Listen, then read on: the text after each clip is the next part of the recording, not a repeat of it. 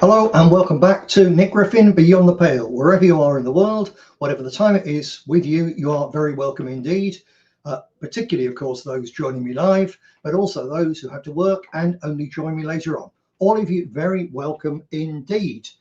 Right, we've made a very prompt start today in the new studio I'm using.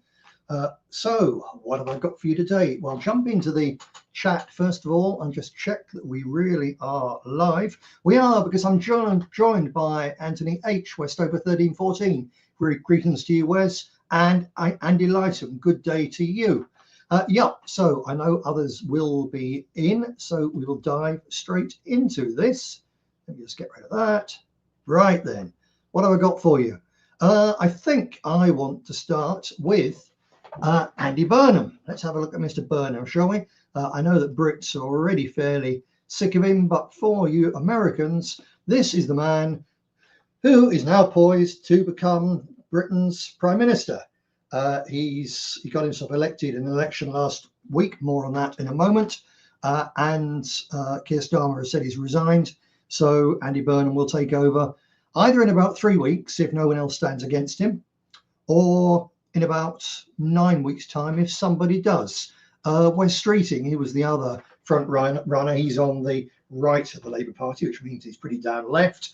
He's announced he's not going to be standing, either because he knows he would lose or because his boyfriend was a close associate of Jeffrey Epstein. So that's a disaster waiting to happen. So Wes Streeting might become Britain's Chancellor of the Exchequer. If he does, that'll be an indication that Mr. Burnham is looking to play this soft and sensible and pretend not to be a leftist lunatic. On the other hand, if he appoints Angela Rayner, one of the few members of the House of Commons with no GCSE results at all, makes her even more stupid than King Charles, who only got 2 O-levels, one of them being in art. So not really very good. Or we might end up with Ed Miliband. Now, to be fair to Ed Miliband, he would be my choice for Foreign Secretary, because when David Cameron tried to use the RAF as the arm wing of Al-Qaeda in Syria, which would have dragged America into that as well, Ed Miliband, to his credit, told all the Labour Party, which he led at the time, all their MPs, to vote against the war.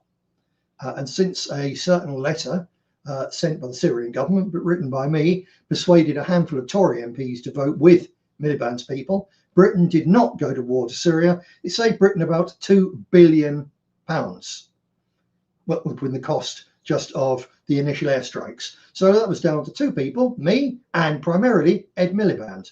So despite all the bad things about him, he could be a decent Foreign Secretary. However, given that he's a net zero fanatic, of staggering proportions and a tax spend man, to have him as Chancellor of the Exchequer would be an unmitigated disaster, which would ruin Britain's little bit of credit that remains on the international financial stage overnight. So we'll see what Mr. Burnham does with that. It's going to be very interesting. Anyway, the odds are, I would say, that Burnham is going to become the Prime Minister unopposed in a few weeks' time. Now, what then? Well, the first thing is that people are saying, people on the right, they're talking about all the right-wing parties, and they're completely writing off the Conservative Party. Now, I'll come back onto that a bit later on. But what's really excited people over the last few days, as Jim Dowson was explaining yesterday, is the state of Restore, where Rupert Lowe has been on yet again. It's not the first time, saying how he's fundamentally against ethno-nationalism. And he's not going to send everybody home. It's just going to be some, blah, blah, blah. So all the hardliners who were saying, Rupert Lowe is going to save us. Basically, you don't actually have to do anything, because Rupert Lowe is going to come along and save us. Because although he's just some kind of city slicker Tory, all of a sudden he's become a nationalist. No, he hasn't. No, he hasn't. And don't for 1 minute think he's a traditionalist. He's done some traditionalist things, but finance capitalism is fundamentally anti-traditionalist, and that's the platform he comes from. He is simply one of these super Thatcherites who basically follows the appalling so-called philosopher Ayn Rand in believing there's no such thing as society. There's certainly no such thing as God. There's nothing. Anyone who has any interest in helping somebody else is some kind of moral monster. And the only thing that's the valid force in the world is selfishness. The worship of self, ego, and of mammon is what these people are all about. And that's where Lowe comes from. But people kidded themselves. He was going to make a difference and Restore was going to make things happen. So what did Restore do in the Makerfield election? Come back to it once more. They split the Reform vote. Well, we knew that was going to happen. But they only split it by less than 7%. Now, that less than 7% that Restore got in Makerfield was less than the vote received by the British National Party in the general election of 2010. The difference being that in that election, we had 5 or 6 local activists, and that was it, because the rest of us were busy in all the other constituencies, and they spent about £1,000 on that constituency. Rupert Lowe and co spent probably £30,000-40,000. They were bussing in 350 activists every single weekend day and canvassing all the doors. It was an immense campaign, very expensive and very energetic, and they still got a lower result than the British National Party got in 2010. Now, after the initial shock, various of their supporters have come out with a cope that, well, okay, the vote was a bit less than we expected, but it's astounding. We beat the Conservatives and we beat the Greens and we beat the Lib Dems, and that's really something for a new party, so it shows we're in the up and up. No, it doesn't. Because Restore did not, in fact, they beat them numerically, but it wasn't Restore that beat the Tories. It was lots of Conservative voters voting for reform as the only possible way of keeping Burnham out. Restore equally didn't overcome the Lib Dems and the Greens. Lib Dem and Green voters voted for Labour voluntarily because that was the only way of keeping Nigel Farage out. Restore made very little difference to this, except that the earnest claims by Mr. Lowe himself and all their canvassers, and fair play, they had lots of them.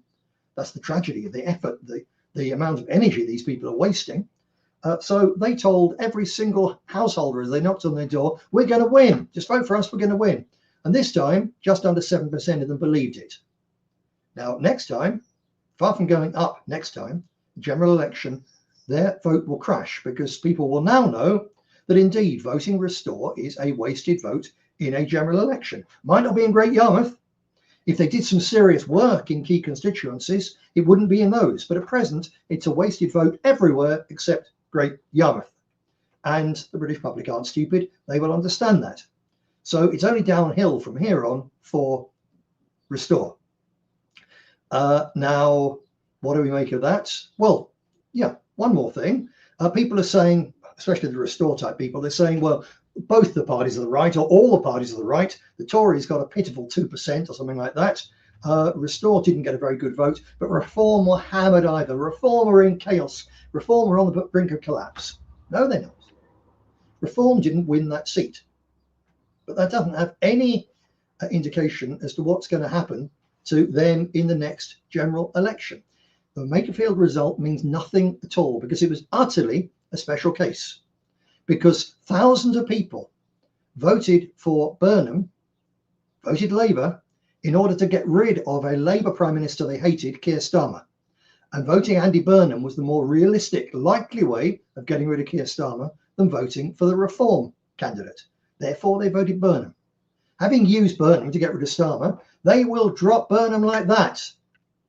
And when you consider in that election that if the election was held tomorrow, probably 5% of Restore's vote, the 7% vote, would go to Reform, and some thousands of people would vote against Burnham, against the Labour Party, and would go back to voting Reform the way that they did in the local elections in that constituency in May.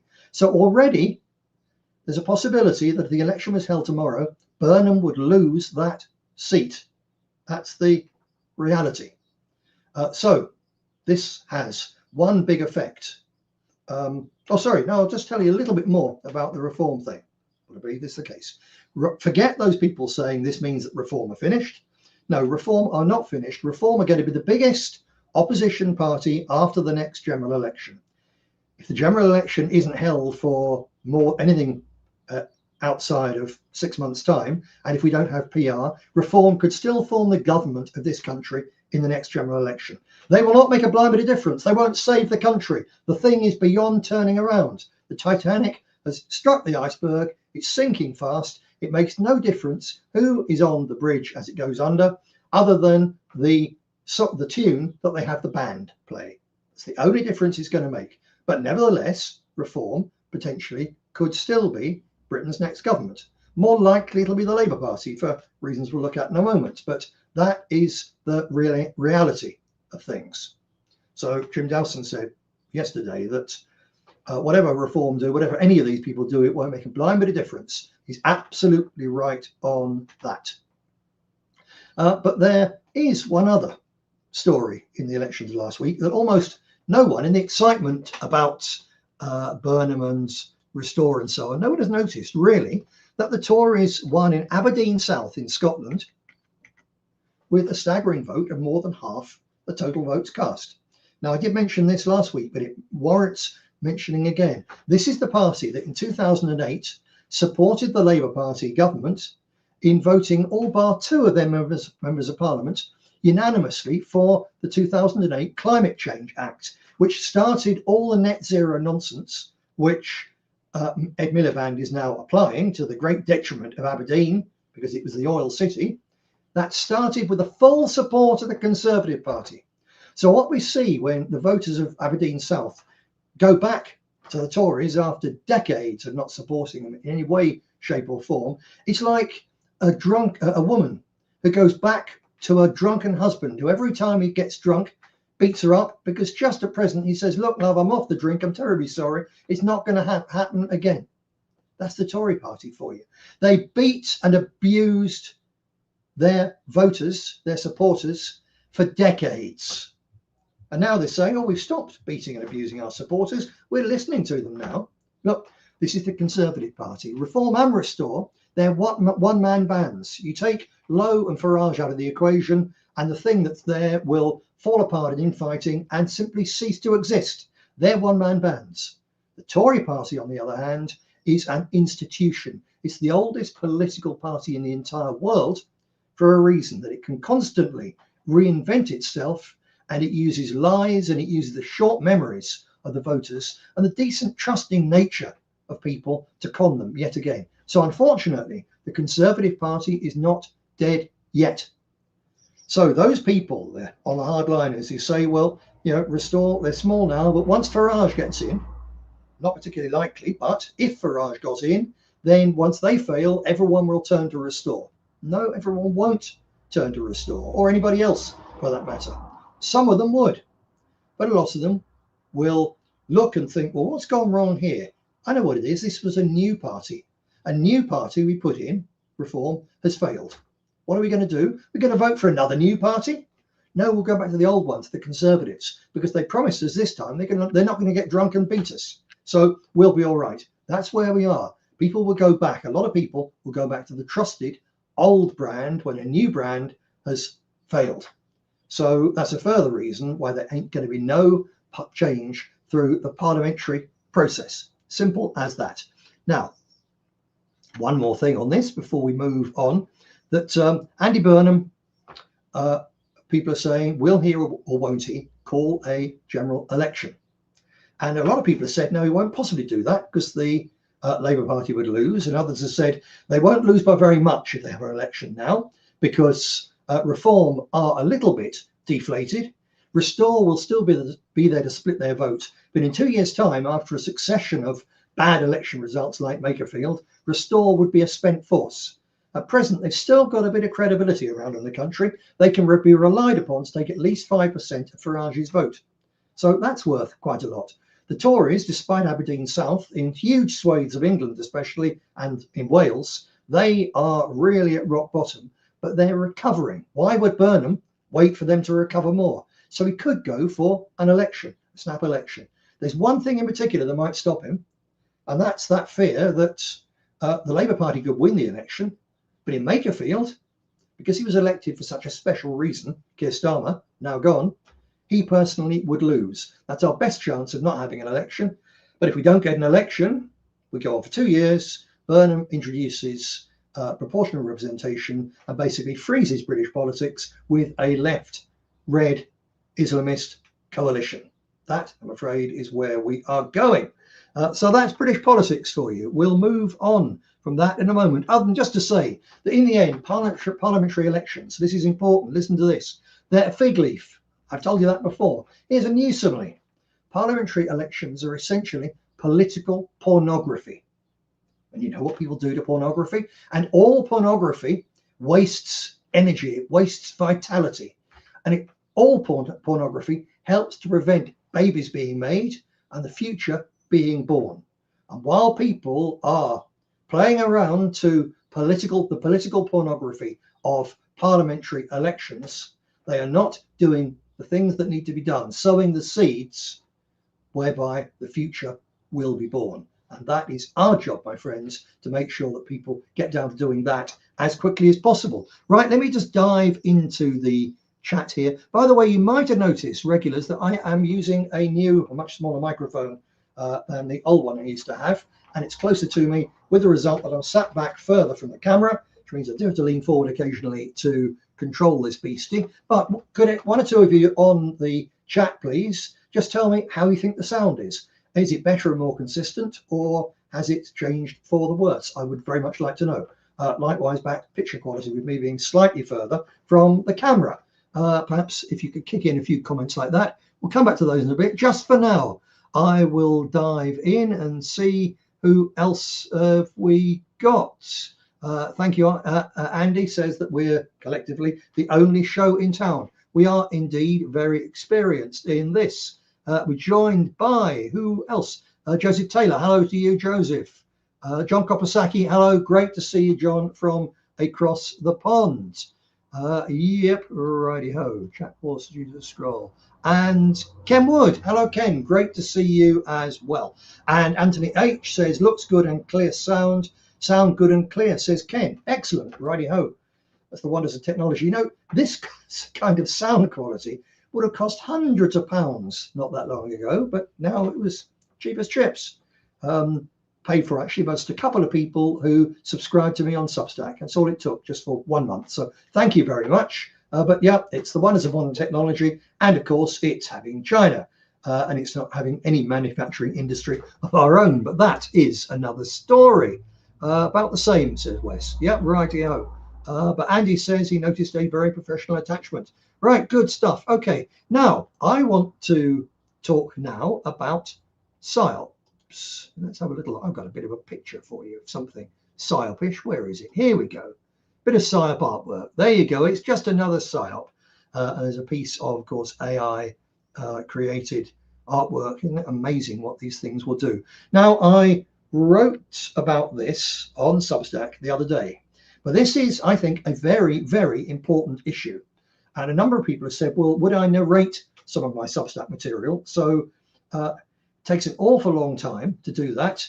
And I, like most other readers, stutter and stammer and fall over my words and misread things and all the rest of it and don't like it. Now, actually, when I look carefully, even at professional news readers, I see that they do exactly the same thing, but actually people don't notice. But when you look at yourself, you're always hypercritical. So I don't like doing these narration jobs. I really don't. But I think that this one is such an important subject that, just moving the chair a bit, that I'm going to. So I am going to deliver this as a sort of monologue and as a narration. And when I stumble, I'm just going to plow on as if I hadn't, and I will hope that you don't notice. Even if you do, just think and have a watch next time you're watching professional TV and see them do exactly the same thing. So I believe this subject is very important. It's why I'm going to do this narration. So here it goes. This was on Substack the other day. If you've read it, apologies, but perhaps having it reiterated from my sweet tongue will help in any case. Here we go.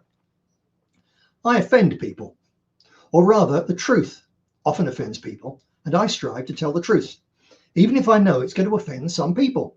I don't do it in order to offend, but because they at least need the chance to hear the truth and to drop whatever misapprehension or error needs correcting.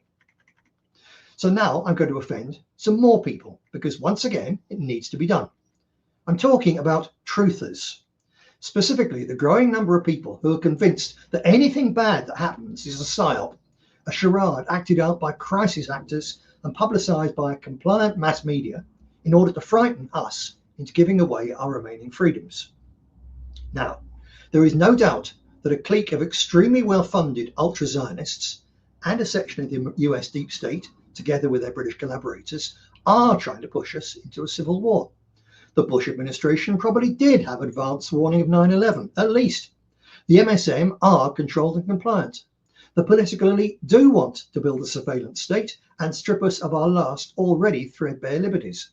Atrocities can be faked or manipulated. For example, the Russian one at Bucha and the blaming of Hamas for the ghastly injuries inflicted on Israeli civilians by the IDF as they fought to quell the October 7th attack, which the Netanyahu regime allowed to happen. But this doesn't mean that every atrocity is a false flag. Yet the wilder fringes of the internet, and even the uncommonly sane and sophisticated platform which is Substack, and Nick Griffin Beyond the Pale, are awash with people saying that the Sikh police murder of Henry Novak and the attempted beheading of Stephen Ogilvy were psyops designed to drive the British people into rage and violence. Look, if the British deep state, the Labour government, or anyone else wanted to drive the British people to rage and violence, they wouldn't need to spend the money and risk the appalling consequences which would befall anybody caught out organising such wicked hoaxes. They simply need to tell people the truth. They could simply, for example, give the findings of Rupert Lowe's unofficial grooming gangs inquiry the same sort of intention it's received in sections of the American media, rather than covering it up. Serialise it in the Mail, the Sun, the Telegraph, and watch the place go up in flames. But they don't. For various reasons we needn't go into here, not least of which is the fact that no Prime Minister, Security Service boss or police chief wants a race war on their doorstep and on their watch. So, since no one, other than the people funding Tommy Robinson, has a vested interest in exaggerating anti-white violence and anti-Indigenous discrimination, the obvious and real truth is that what we've been told happened to Henry Novak and Stephen Ogilvy really did happen. Just as similar happened to Chris Adamson, Chris Donald, Ross Parker, Gavin Hopley, Richard Efferett, and 100 others and more, victims of anti-white racist attacks, cases of which 98% of British people are completely ignorant, because the British state, far from fabricating anti-white atrocities, as the psyop mongers claim, spends a great deal of time trying to cover them up or minimise them. Don't look back in anger and all that Home Office nudge unit shit.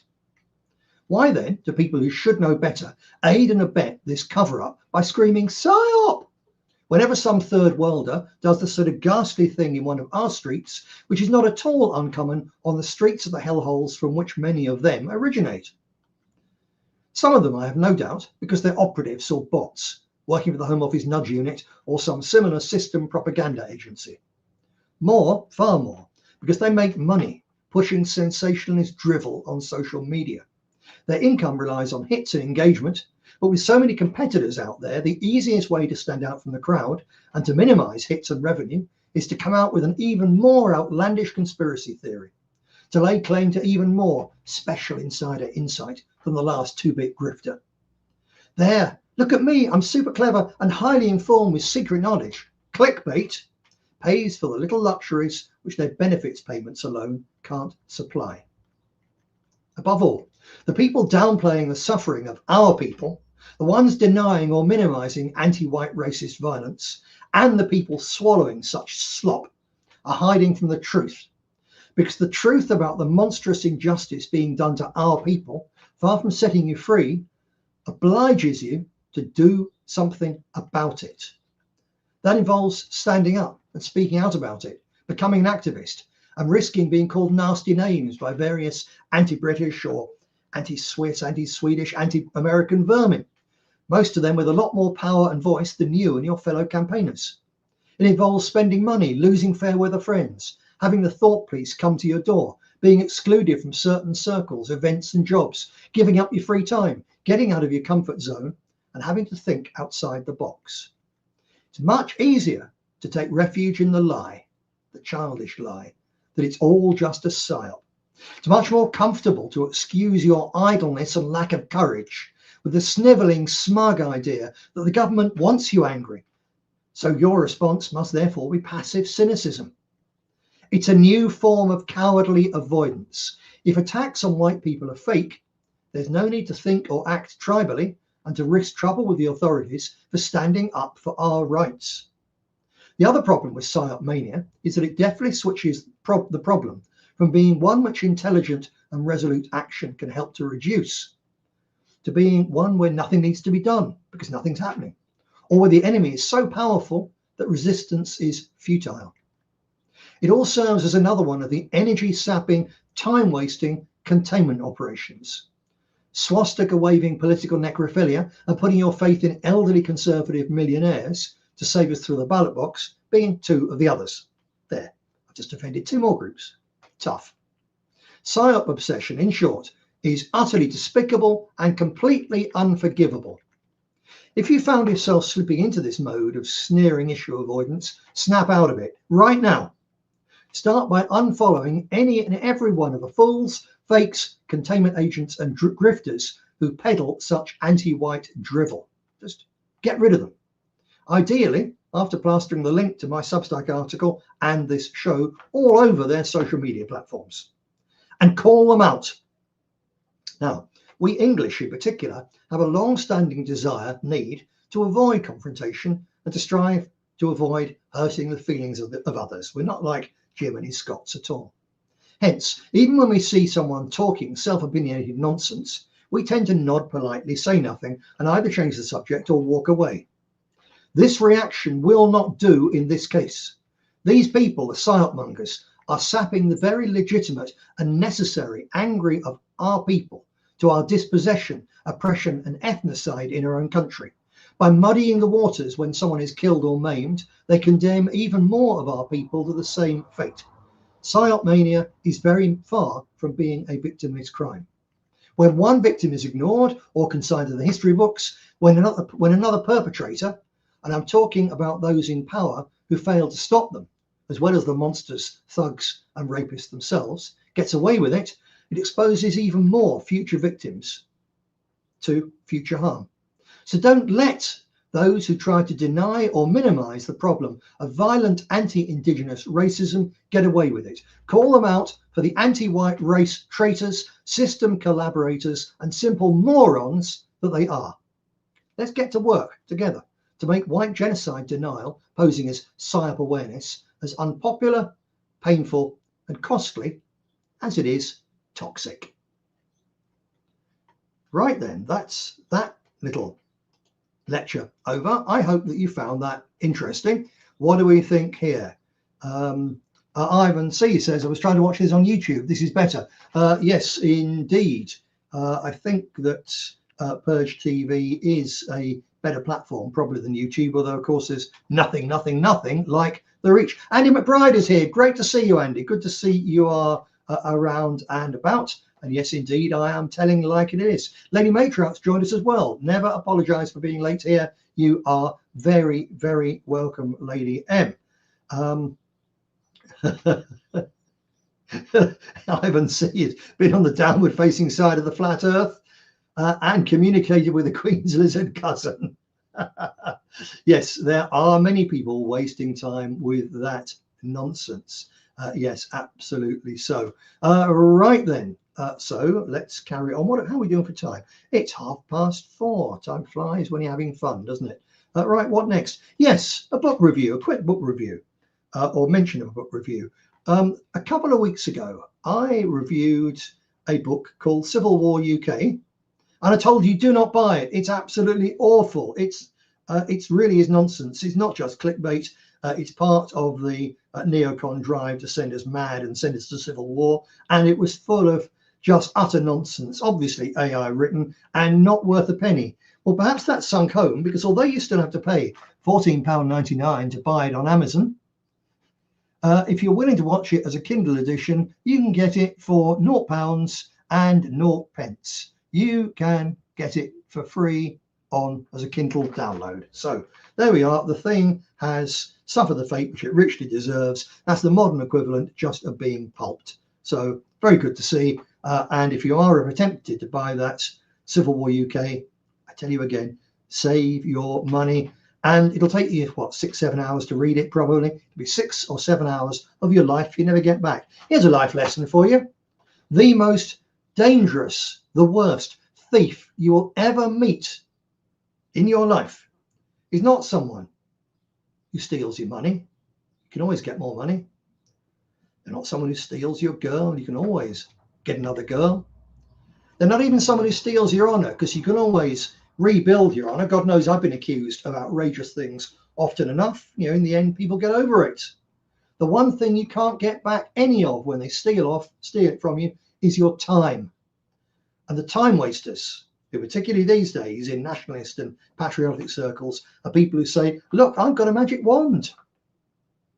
There's a knight over there in white shining armor. He's going to ride to our rescue. You don't need to do anything. Have another 6 months while we watch and think about it. These people are wasting your time, and you never get a minute of your time back. Your time in this life is absolutely finite. It's already set. Nothing you can do about it.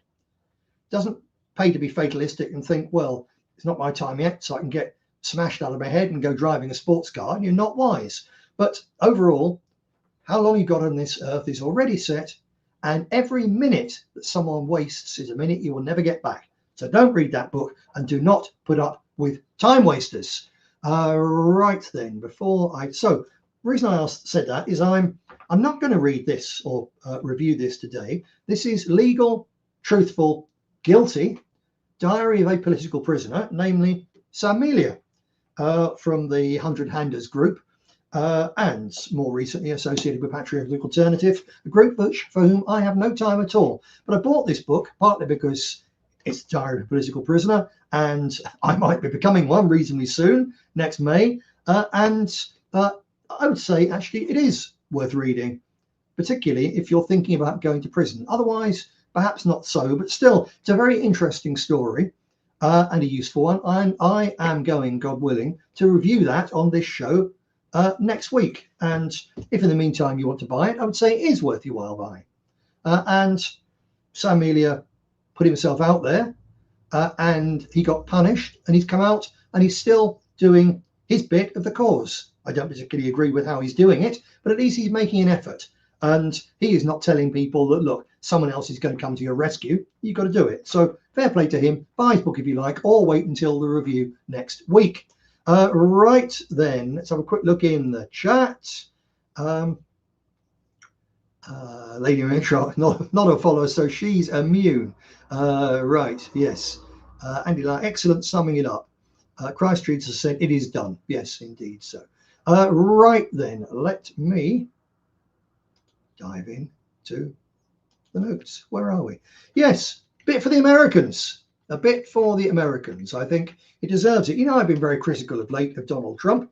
Well, finally, Donald Trump has stood up to Benjamin Netanyahu and to the Zionist lobby.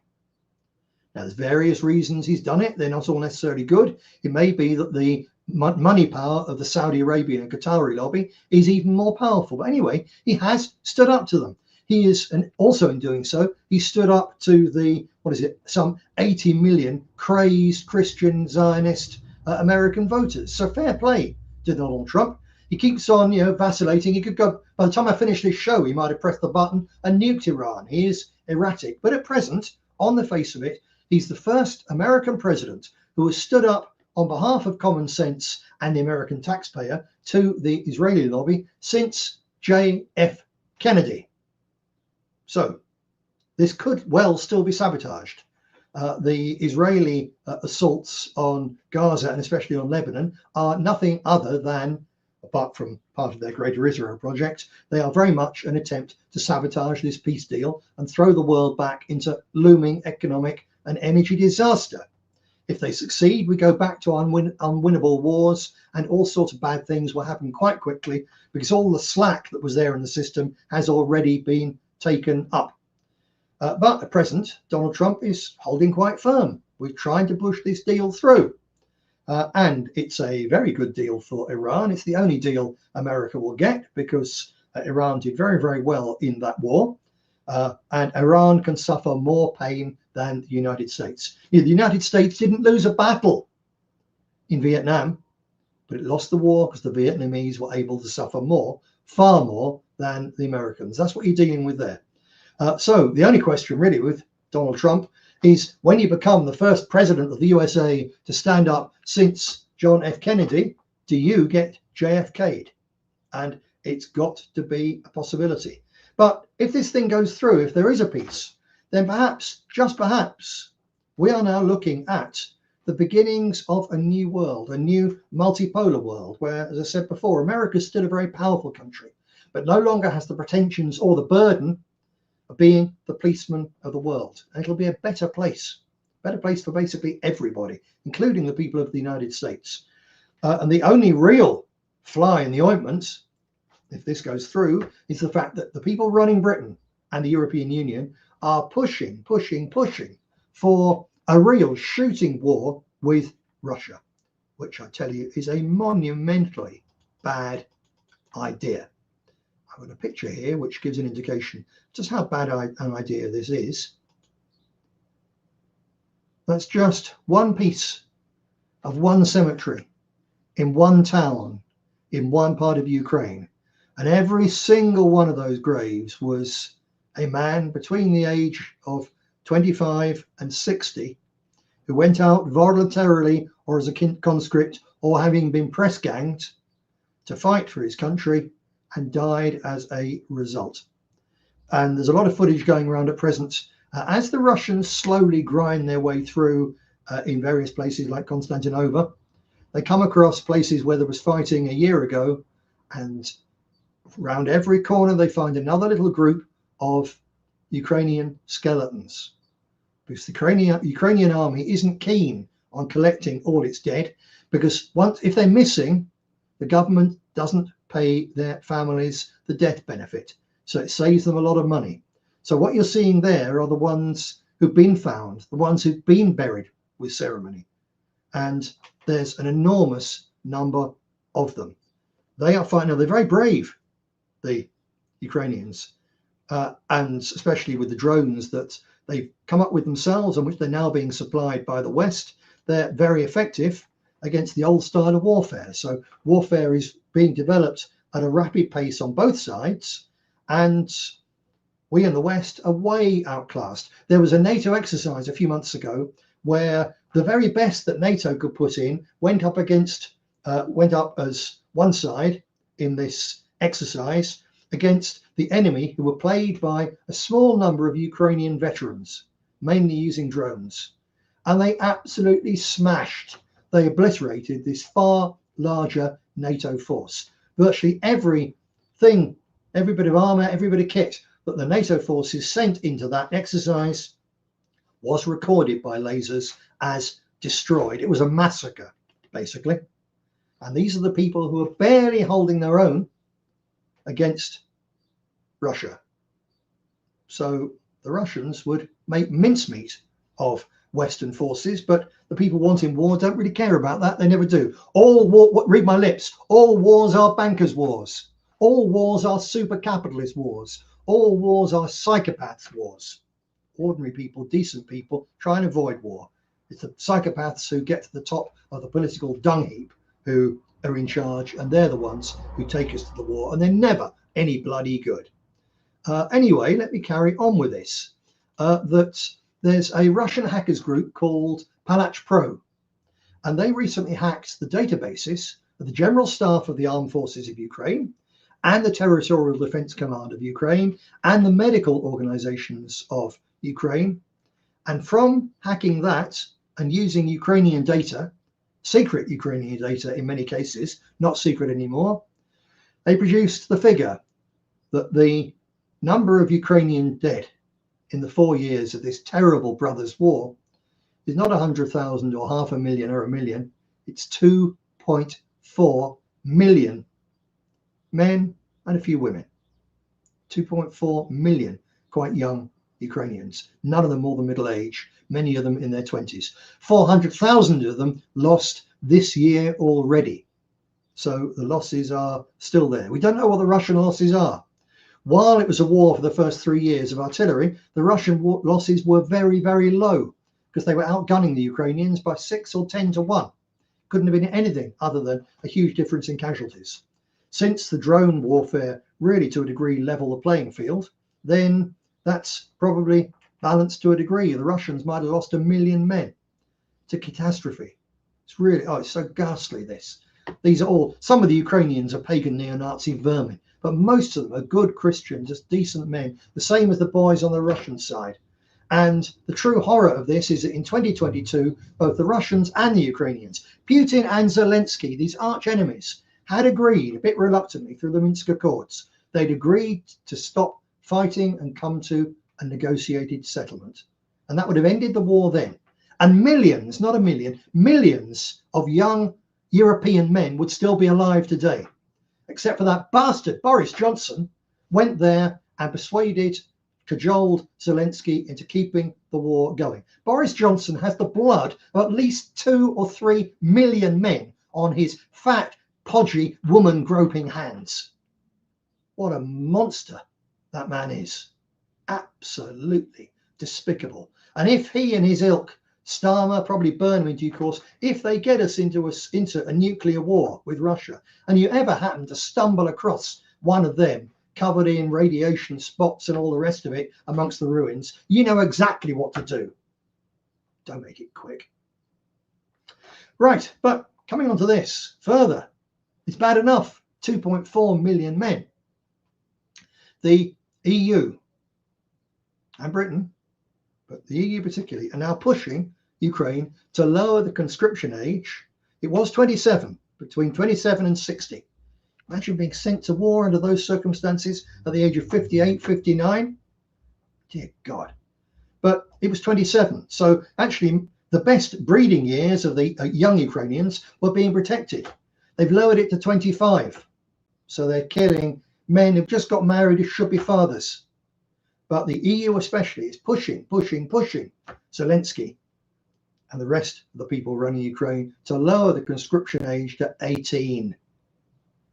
And that, if they manage that, and these swathes of boys, almost children, go off to war and to die, that will be utterly it for Ukraine. The place was a demographic basket case before the war. It's a demographic disaster now. It will never recover from what it's lost. But while they've kept all of the young men under the age of 25 out of the war, apart from the neo-Nazi volunteers, they've at least kept something. They could, in a much shrunken way, rebuild Ukrainian society on that. But if they send their 18-year-olds to war and they lose them all, as they are, that's it. The EU is determined to fight Russia to the last Ukrainian. And Zelensky is now threatening to go to war against Belarus, literally saying next week, if Belarus doesn't cut all trading ties with Russia, we're going to attack Belarus next week. The Ukrainian army is going to sort it out, he said. And he's also making bellicose noises and rattling the saber against Poland. And this does smack of whom the gods would destroy, they first make mad. This does smack of the strong delusions that God sends to destroy the people who've gone too far, because Poland is probably the most effective army now in European NATO. And Zelensky is basically saying, we're going to go to war with you at all. What on earth is he thinking?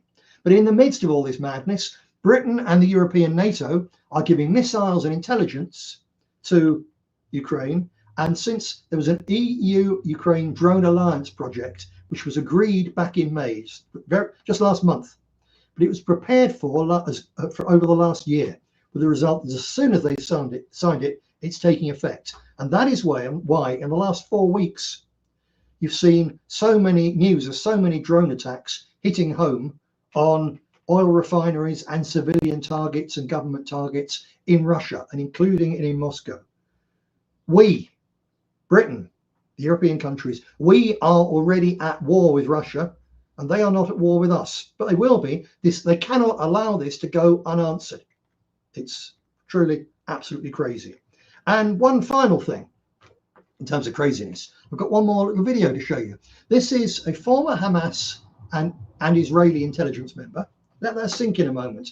A former Hamas and Israeli military intelligence member, Mossab Hassan Youssef, whose father was one of the founders of Hamas. And that shouldn't surprise you, because I've told you time and time again over some years that Hamas was effectively founded by Mossad as a way of turning Arabs away from secular Arab nationalist socialism and using the Islamist crazes to split the Arabs up. So they founded Hamas, and then, like most of their golems, this thing in the end runs out of control. But anyway, a key member of Hamas, whose father was a founder of Hamas, is an Israeli intelligence service member. And Mr. Youssef has just threatened to destroy America with secret advanced weapons that he says that Israel has kept hidden. He says that Israel's just playing around. Now, this could be read as a warning to Iran and so on, but it's not just that. It's very, very clear. This is a threat to America, and it's not just from one man. A very significant number of the of Israeli cabinet members, of Israeli media pundits and so on, are saying that America has turned its back on Israel, the West has turned its back on Israel, and they must be punished. This is unacceptable. They will find out they've done something terribly, terribly wrong. And Youssef says if they keep pushing Israel into a corner, they will suffer most. The whole of the Zionist lobby in the United States, and the whole of the Zionist war machine, a military and political machine in Israel, believe that Donald Trump and America have betrayed Israel. If they keep pushing Israel into a corner, they will suffer the most. So just have a quick look, see for yourself what this man is saying, as this member of the Israeli intelligence community, former member of Hamas, tells it like it is. Israel's existence is not negotiable, and it does not depend on superpowers or the public opinion. And if they keep pushing Israel to the corner, they are the ones who are going to suffer the most. Israel hasn't used everything that it has. And Israel, on a purpose, did not expose the advanced weapons that it has for a very important reason. We don't want the enemy to know what we are having. And now, at this point, we're just playing around. So this is the clear message to those who think that they can annihilate Israel. Behind Israel is existence. Now, before deciding to show that to you, I did check it's genuine. The JNS is indeed a major news agency and political discussion forum in Israel. Absolutely genuine. That's what he was saying. You've got a member of the Israeli Secret Service, in effect, threatening the United States of America with Wunderwaffen if they don't back down and go back to doing what America's supposed to do, which is when the Israelis say jump, just do it and do not ask how high. All right then, let me dive into the chat once more. Ivan says if Russia opened a recruiting office in London to fight the Labour government, they get another army overnight. Yes, and indeed, they're trying to provoke Putin. Yep, just like the German genocides. That's the genocides of German minority in Poland in 1939. Provoke someone else. Yep, indeed so. Of course, Hitler was happy to be provoked. That's the tragedy of it. The Poles wanted war. Stalin wanted war in due course, and everyone in Germany wanted a war because they wanted revenge for the appallingly unfair peace put on upon them in the First World War. And the great crime of the Nazi regime was to go in the end, first to Poland, then into Russia, and to lose by being the only people who could, because they weren't in the least bit interested in freeing Russia from communism. They were interested in wiping out the Slavs and taking their land. Because Hitler was not a hero of the white race. He was a xenophobic, narrow-minded German nationalist who was prepared in the end to sacrifice Germany, because rather than taking land off the super rich and giving it to the German peasant farmers who needed it, he decided instead to take it off the Slavs. A truly wicked unforgivable thing to do, which was in the end plunged everything that's followed came from that. But Ivan C is absolutely right. The actual provocation which pushed Germany into the war in 1939 was Poles murdering ethnic Germans, including little children, for the crime of being German. That's it. Yeah, the Prussian elites, Ivan, you've got it in one. Yep, right you are. Andy McBride said the system's being hit again. That's unfortunate. That is purged, as you know. Jim has said that it's being worked on. I hope, Andy, that you and others have been able to watch at least most of the show. Right, one more thing. They've just announced an official grooming inquiry in Britain. So after Rupert Lowe's, very effective, to be fair, £650,000 independent grooming inquiry. Not that independent, because they didn't have me or any of the BNP people on to talk about what we found all those years ago. But nevertheless, after that, and 13 years after at the least that I first called for a grooming inquiry. In fact, no, that's not right. I first called for a grooming inquiry. I was calling for it at least as early as 2007, if not before. It's a long, long time ago. But all those years after I called for it, we finally got one. And we got an independent grooming inquiry in Britain. Hurrah! Headed by one Baroness Anne Longfield. Straight away, word Baroness should give you a clue that this may not be independent, because she is part of the elite. That's why she's a Baroness. There ain't no Baronesses out there who are Baroness by descent, by accident of birth. They're there because some rotten, stinking politician has signed them off and put them on the honours list and made them a Baroness to pack the House of Lords with their people. And Baroness Anne Longfield is one such creature of the elite with a record as long as your arm of dodgy things in child protection. Here we go. I looked this up for you so you wouldn't need to. Anne Longfield was chief executive of 4 Children, a leading national children's charity which delivered early years support, school support and youth services. She held this role for over 20 years. What a great person.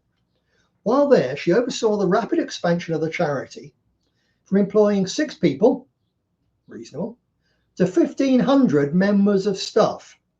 It doesn't sound like a charity to me. That's an empire. People give money to charity to help people out there. They don't give it to employ 1,500 staff on a charity I'd never even heard of before. And here's what Wiki says. While there for 20 years, she expanded this thing, especially its staff, and left just before its financial collapse. During her time with 4 Children, Anne Longfield, now running the grooming inquiry, worked closely with Labour Minister Harriet Harman. Right, let me show you a headline about the lovely Harriet. Where are we?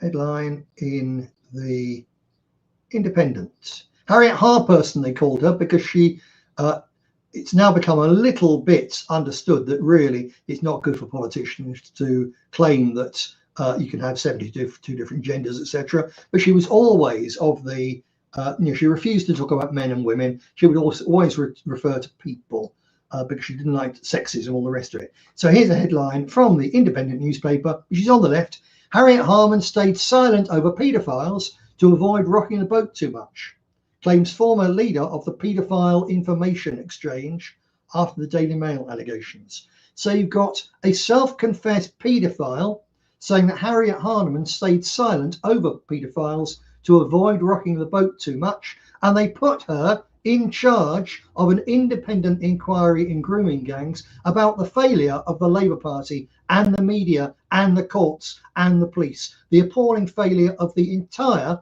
political establishment to protect our girls. And she's the one that they're having run this independent inquiry at a cost of over £60 million. And it is, of course, going to be, as we always knew it would be, another rotten, stinking, despicable whitewash. So I'm going to leave you with an end slate, which isn't a piece of music. It's me, because you haven't had enough of me already. Racial Grooming the Truth. Someone very kindly sent me to this. They found it in the darker recesses of the internet. the other day. And this is me introducing a series that BNP TV did back in 2013, if not a little bit before. That's when it was posted, 13 years ago. And in this short clip, I introduce the series, which involves 3 interviews with the victims of grooming gangs, 2 of them with the late Tanya Lumby, who was a very fine activist for the party in Birmingham, and one with Marlene Guest, who was a heroine of the party in Rotherham. I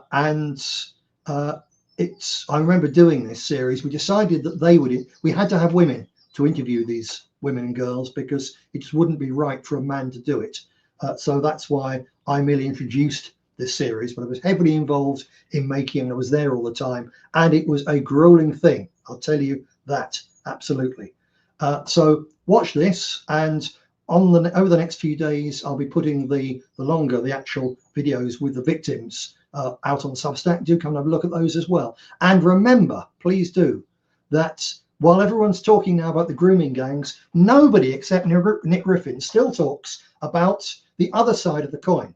The same time that thousands, tens of thousands, hundreds of thousands of our girls are being raped, the same perpetrators were beating and stabbing young white men and boys to death on the streets of our cities in an epidemic of racist, anti-white violence, to go with the epidemic of racist, anti-white, anti-English, anti-British sex offending. That's the other side of that coin, and none of them dare talk about it. And it needs to come out. Until it does, I remind you, and it won't come out until people understand that no justice, no peace must cease to be a slogan and become a statement of simple fact.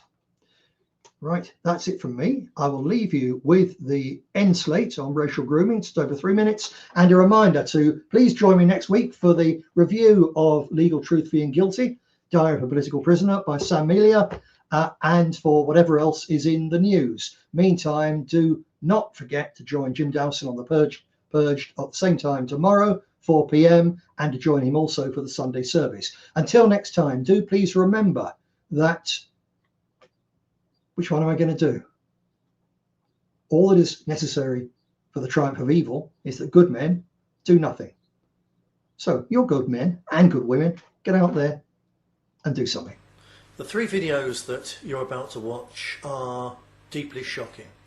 We're not putting these up because we want to alarm people or be sensationalist, but because we want to draw attention to a really serious and growing problem in our multicultural society. These videos show different aspects of the problem of the sexual abuse, the grooming of overwhelmingly young white girls by different or members of different immigrant communities. 2 of the 3 highlight what we believe is overwhelmingly the biggest problem, which is sexual predation by gangs of young Muslim men against girls from the indigenous white community. It also happens particularly with Sikh girls, also some West Indians and others as well. It's difficult to overstate how serious a problem this is. We're looking at 3 case studies here where the victims or their families have been willing, felt able to come forward and to talk about it. There's been many other cases of people who've come to us and explain what's going on, but they simply are very often too scared, sometimes sadly too ashamed, although they shouldn't be, to come and talk about it on camera, even with their faces concealed. It's a problem which is going on throughout the north of England, all over West Yorkshire, in every single mill town in Lancashire. Everywhere where you have a significant Muslim population, you have this problem. Not from the whole of their community, but from a section of their community. Our problem is with those criminals. It's to an extent with their community leaders who won't talk about it, won't confront it, won't deal with it. But most of all, the people that we have a really serious issue with, the people against whom we wish to direct our anger, our people's anger, your anger, are the old political parties who created this situation in the first place in which this can happen, and resolutely refuse to talk about anything other than the wonders of diversity, with the mass media who simply will not talk about the issue of racist sexual grooming in more than 99 cases out of 100, and perhaps most of all with the police, who have the power to intervene and to stop this immediately, but who, as you will see from each of the conversations, each of the discussions that form these 3 videos, the common denominator more than anything else is the fact that the police aren't interested, want to turn a blind eye, try to discourage people from taking this forward. They're trying to cover it up. We're determined not to let them cover it up. We are going to be campaigning for a public inquiry into the whole of this issue. We need your help. We need you to pass a link to these videos on to your friends, to talk about it with people, and in particular if you or one of your loved ones has been a victim of this same problem, or if you know anybody else who has, please get in touch, because only by getting this issue out into the open can we begin to deal with it.